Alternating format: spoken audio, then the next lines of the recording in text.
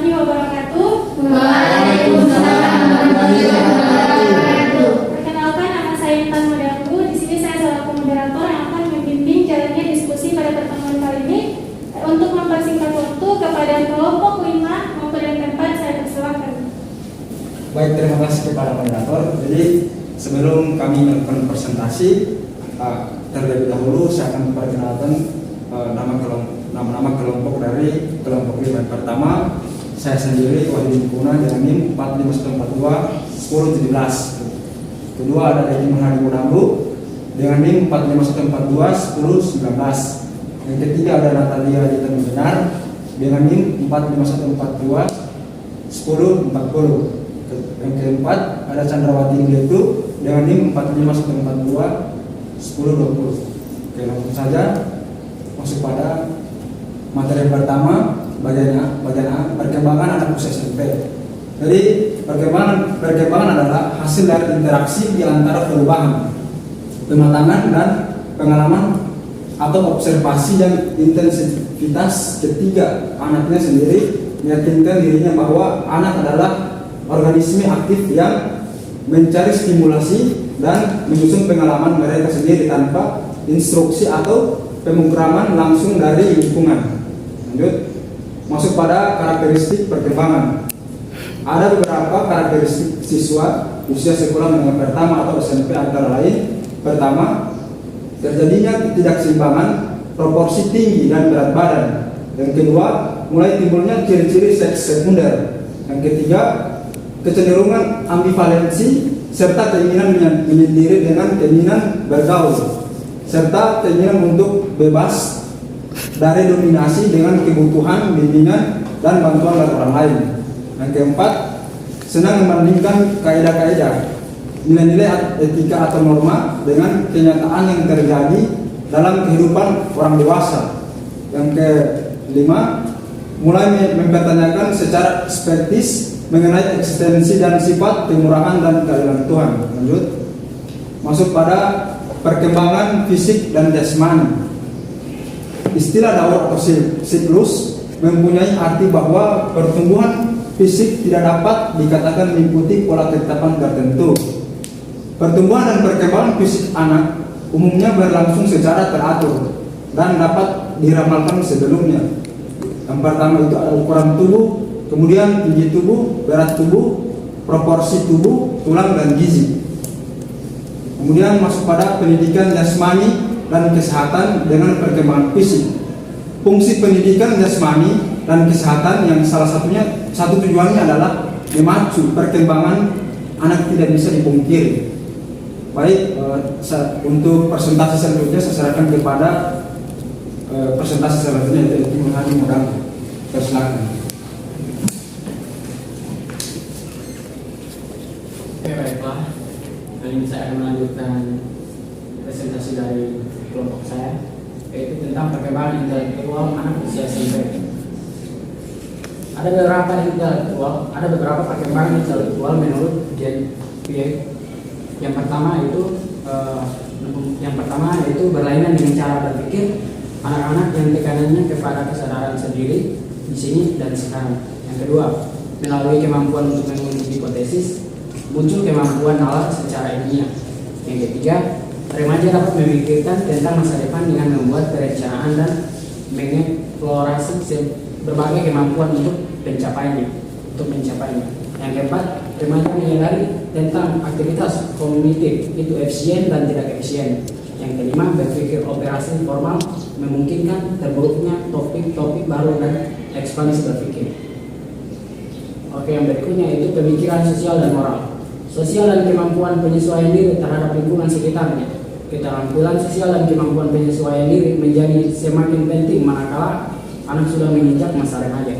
Hal ini disebabkan karena pada masa remaja individu sudah memasuki dunia pergaulan yang lebih luas, di mana pengaruh teman-teman dan lingkungan sosial akan sangat menentukan.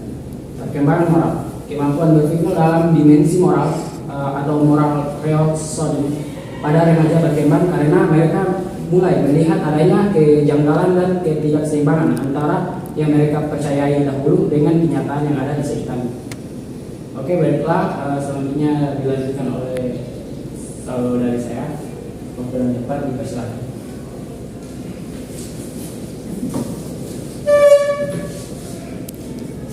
Baik, selanjutnya perkembangan agama dan keyakinan.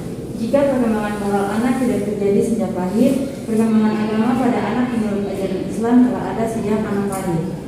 Citra beragama dalam diri manusia merupakan naluri yang menggerakkan hatinya untuk melakukan perbuatan suci yang dipahami oleh Tuhan Yang Maha Esa. Telah ada dalam diri anak sejak dia berada di tulang suri orang tuanya. Selanjutnya perbedaan individu pada peserta didik. Dalam tahap perkembangannya, siswa berada pada periode perkembangan yang sangat pesat dari segala aspek. Perkembangan yang sangat erat kaitannya dengan pembelajaran. Yang pertama, perkembangan aspek kognitif. Anak usia 6 sampai dengan 12 tahun merupakan usia anak memasuki sekolah dasar. Anak sudah mulai belajar pengetahuan, keterampilan, dan sikap dasar yang diperlukan untuk perkembangan dan ilmunya. Ketika mulai memasuki masa sekolah, tugas mereka adalah belajar. Selanjutnya perbedaan jenis-jenis kebutuhan. Menurut Garrison ada 7 kebutuhan khas namanya, yaitu yang pertama kebutuhan akan kasih sayang, yang kedua kebutuhan akan keikutsertaan dan diterima dalam kelompok, yang ketiga kebutuhan untuk berdiri sendiri, yang keempat kebutuhan untuk berprestasi, yang kelima kebutuhan akan pengakuan dari orang lain, dan yang terakhir kebutuhan untuk dihargai memperoleh falsafah hidup yang utuh. Saya yang dapat kami sampaikan. Terima kasih telah tadi presentasi materi dari kelompok rumah. Untuk itu kepada para peserta diskusi, jika ada yang ingin ditanyakan, kami persilakan. Di sini kami memberikan kesempatan kepada 2 orang untuk bertanya. Kepada penanya, waktu dan tempat kami persilakan. Izin moderator. Baik, kepada Komaida, persilakan. Baik, bismillahirrahmanirrahim. Assalamualaikum warahmatullahi wabarakatuh. Waalaikumsalam warahmatullahi wabarakatuh. Perkenalkan, nama saya Komaida. Saya izin bertanya kepada kelompok 5. Pertanyaan saya, menurut pemateri, bagaimana cara mengarahkan perkembangan anak usia SMP agar positif dan produktif? Terima kasih. Baik, itulah tadi pertanyaan dari Komaida. Kemudian selanjutnya kami memberikan kesempatan kepada 1 orang penanya lagi. Bagi yang ingin bertanya silakan angkat tangan. Oke, selanjutnya Diniarti. Assalamualaikum warahmatullahi wabarakatuh. Waalaikumsalam warahmatullahi wabarakatuh. Saya Niat Ibrahim dari kelompok 1 terkait dengan kita ketahui bersama bahwa sekolah menengah pertama atau SMP merupakan tingkat pendidikan dasar secara formal setelah melalui tingkat sekolah dasar. Nah, di masa ini kita sudah bisa mengenal atau sudah bisa dikenal sebagai masa transisi pada saat usia sekolah menengah pertama. Nah, pada masa ini terjadi berbagai perubahan-perubahan seperti yang dialami pada usia remaja mereka, umumnya pada kelas 12 hingga 13 tahun, pada usia 12 hingga 13 tahun, pada siswa-siswa yang menduduki kelas 7 dan kelas 8. Nah, dalam perubahan itu, ketika sampai pada masa pubertas, remaja mulai merasakan adanya perbedaan pada raganya karena mengalami perkembangan. Nah, pertanyaan saya, apakah ada perubahan yang mencolok pada masa pubertas yang dialami oleh anak usia sekolah menengah pertama, di mana kita ketahui bersama bahwasannya perubahan ini tidak dialami secara serentak oleh semua remaja. Sekian. Baik, terima kasih atas pertanyaan yang telah diberikan oleh Saudari Yuniarti Ibrahim. Selanjutnya kami masih memberikan 1 kesempatan untuk penanya. Apa masih ada lagi yang ingin bertanya? Silakan angkat tangan. Oke, baik, selanjutnya ada dari Meranti. Kepada Saudara Meranti, saya persilakan. Baik, terima kasih atas kesempatan yang telah diberikan kepada saya. Baiklah, pada kesempatan kali ini saya akan bertanya seperti yang telah dipaparkan oleh pemateri, bahwa perkembangan merupakan hasil interaksi di antara perubahan, kematangan, dan pengalaman. Nah, pertanyaan saya yaitu apa yang terjadi jika perkembangan tersebut tidak tercapai? Baik, apa yang akan terjadi jika perkembangan tersebut. Oke, baik. Terima kasih kepada Saudari Miranti Saleh atas pertanyaannya. Di sini kami telah merangkum ada 3 pertanyaan, yaitu ada dari Nurhalidah, kemudian Miranti dan Saudari Miranti Saleh. Nah, untuk itu kepada pemateri, waktu dan tempat dipersilakan untuk menjawab masing-masing pertanyaan.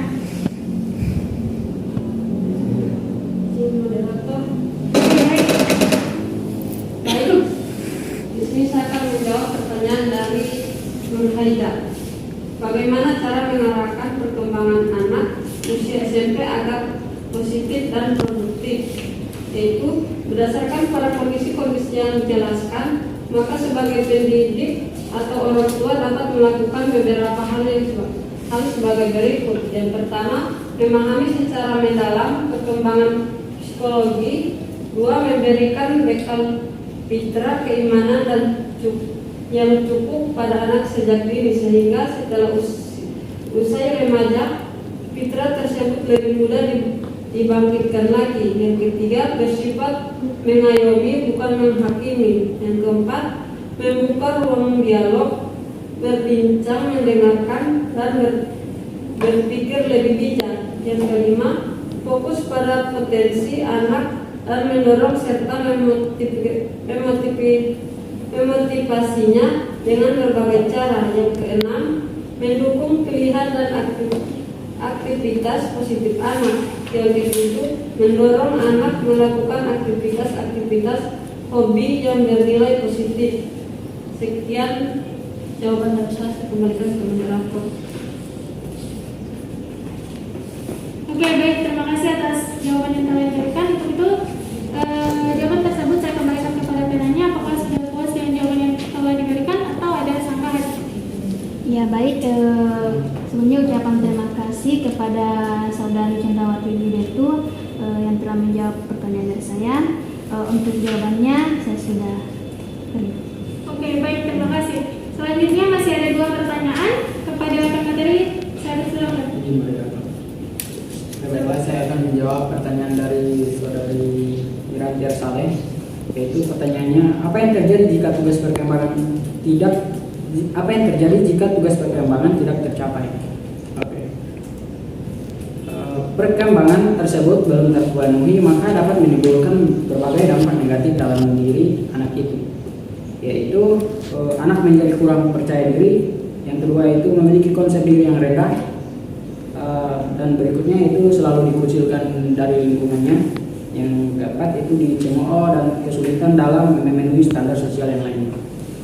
Sekian, saya kembalikan ke moderator.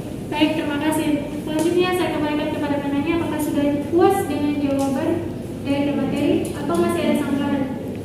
Baik, terima kasih kepada Saudara Eki Nurhadi Muragu yang telah menjawab pertanyaan dari saya.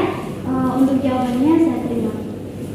Oke, baik. Selanjutnya masih ada sisa 1 pertanyaan lagi dari Saudari Yuniarti Ibrahim, yaitu apakah ada perubahan yang mencolok pada masa pubertas yang dialami oleh anak SMP, sementara kita ketahui bahwa tersebut tidak serentak dialami oleh anak usia SMP. Nah, kepada pemateri saya persilakan.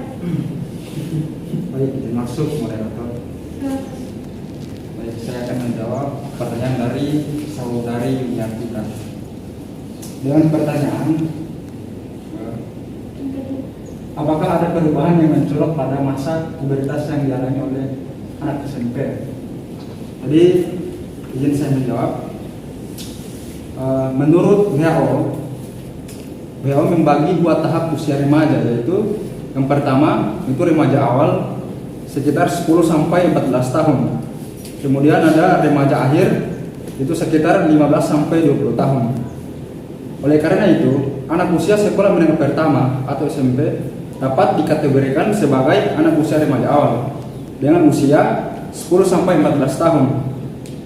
Maka ciri-ciri masa remaja ini, yang pertama ciri fisik atau biologis pada saat seorang anak memasuki masa pubertas yang ditandai dengan menstruasi pertama pada remaja perempuan dan perubahan suara pada remaja laki-laki.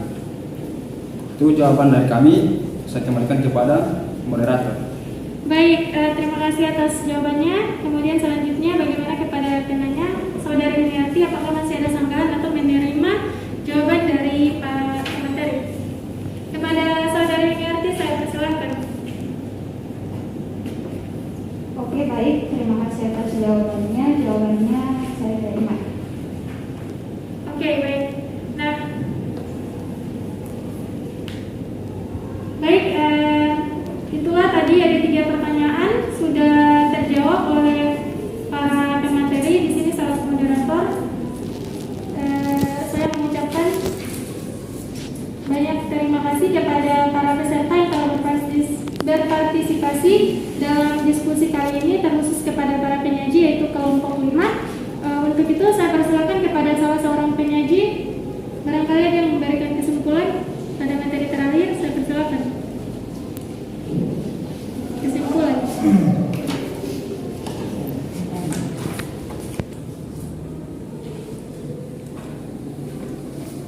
Baik, pada materi kali ini kami dari kelompok 5 mengambil kesimpulan yang pertama, karakteristik pertumbuhan dan perkembangan anak SMP. Karakteristik perkembangan anak SMP remaja dan dalam bahasa aslinya disebut adolescence. Berasal dari bahasa adolescer yang berarti tumbuh atau tumbuh untuk mencapai kematangan.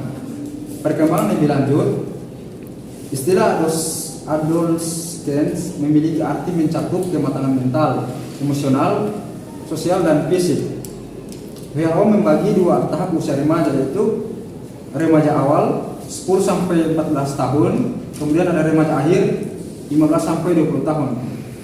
Oleh karena itu, anak usia sekolah menengah pertama dapat dikategorikan sebagai anak usia remaja awal dengan ciri-ciri masa remaja, ciri fisik dan biologis pada saat seorang anak memasuki masa pubertas yang ditandai dengan menstruasi pertama pada remaja perempuan dan perubahan suara pada remaja laki-laki. Kemudian perbedaan individu dan kebutuhan. Perbedaan individu dan kebutuhan pada peserta didik adalah mereka mempunyai kebutuhan dasar yang perlu dipenuhi, kebutuhan akan rasa aman, mendapatkan pengakuan dan mengaktualisasi dirinya. Dalam tahap perkembangannya, siswa berada pada periode perkembangannya yang sangat pesat dari segala aspek. Perkembangan yang sangat erat kaitannya dengan pembelajaran. Sekian, saya kembalikan kepada moderator. Baik, itulah tadi